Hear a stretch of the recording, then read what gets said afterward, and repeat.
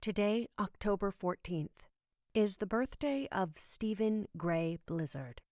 He died at 65 in a 2023 Hampton, Georgia neighborhood shooting. A proud U.S. Army veteran, Stephen was a master locksmith and worked for the County Board of Education for a decade before retiring.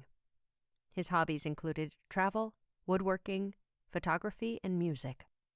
Known by his 9 beautiful grandchildren as Paw Paw Steve, he cherished time with his family, also including his 3 children and 3 brothers. Despite divorcing, he maintained a loving friendship with the mother of his children. The many photos on his online obituary are a testament to his playful nature, his love for others, and his lifelong facial hair excellence, from the mustache of the 70s to the full beard of his later years.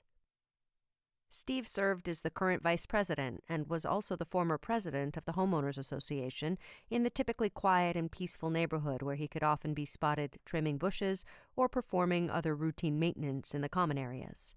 Simply put, Steve was a good guy.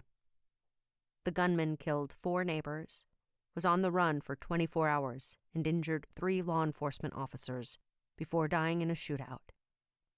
He had been deteriorating for over 9 years following a mental health crisis that included an independent intervention.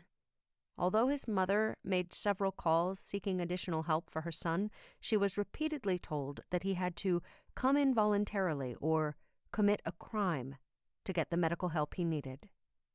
Despite a clearly dangerous medical condition, the shooter possessed an AR-15 and a handgun. Georgia is one of the 29 states that still do not have red flag laws to protect at-risk individuals from harming themselves or others.